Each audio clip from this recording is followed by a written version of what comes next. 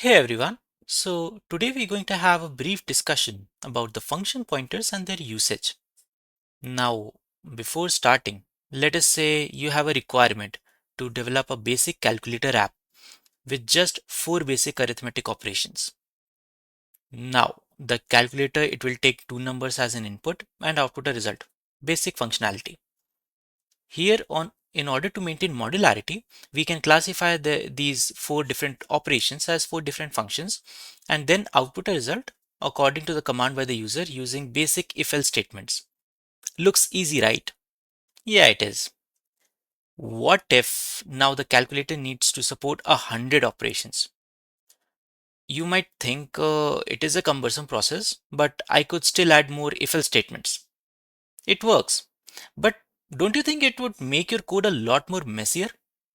Now, what if I told you there was a cleaner way to do it without using any conditionals? So, in this video, I'm going to show you how to make it work.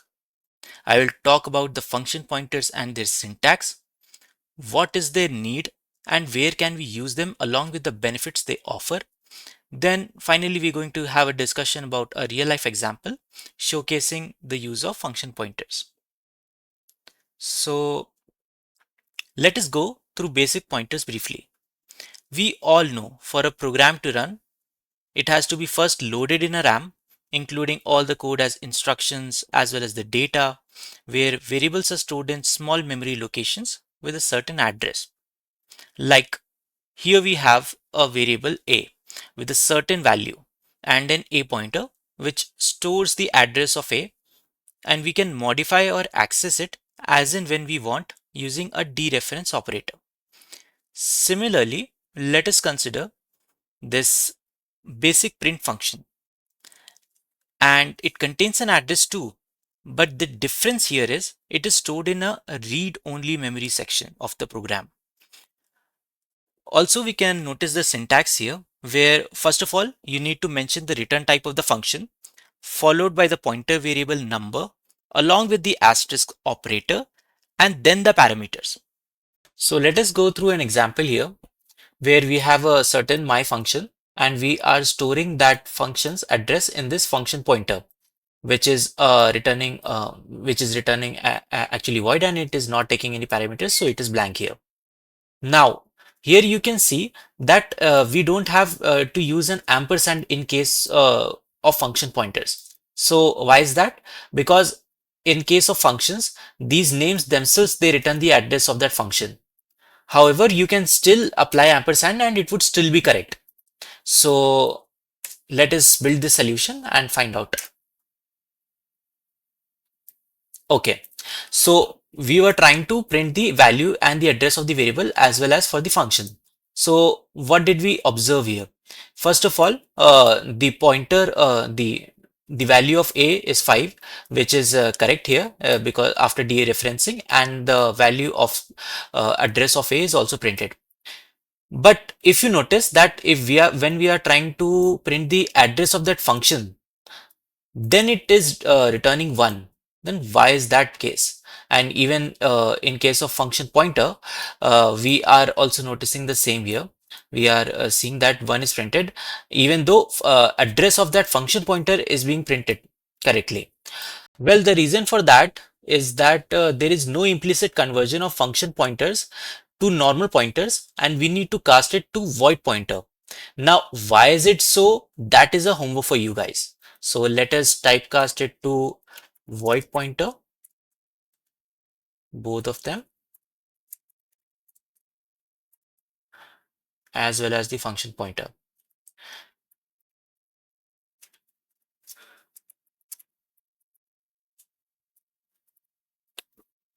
Now here you can see that correct address is printed for all of them.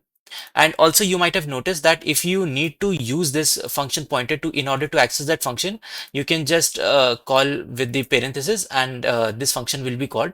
Like here, func executed is printed once this pointer calls this function. So yeah, this is about it.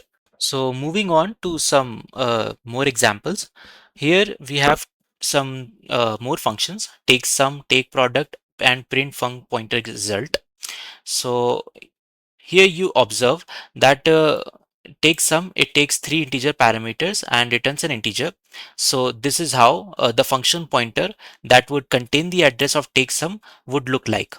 Here is the return type, and here are the three parameters, and here is the function pointer name take sum ptr. Now, if you need to call this take sum with some parameters, so you can easily call using parentheses like as if it was a normal function, or you can also do it the classic way by which pointers dereference and then access the variable. Both will behave similarly. And now moving on, we can also point to a different function's address. I mean, the variable which contains the function address, it can contain the address of another function. I mean, we can make it point to another function, but we can't change the function itself since it is a read memory. Let us say if you dereference it and try to change the somehow the function associated with it, the compiler won't let you do that, and it will generate an error like assignment of read only location. So yeah, this is the error. And moving on, we have successfully now pointed the address of take product to take sum pointer. So now here it will calculate the product and not the sum. And we can also pass the function pointers as a parameter like any other pointers. So here this function, it is taking a pointer and it is calling that function um, using some parameters. Let us build a solution. Okay, so here you can see, first of all, take some pointer. It is called using these three parameters, and sum is calculated, which is 9 and 8. Where and here, as usual, sum calculated is printed, product calculated is printed. So you can see the results for yourself.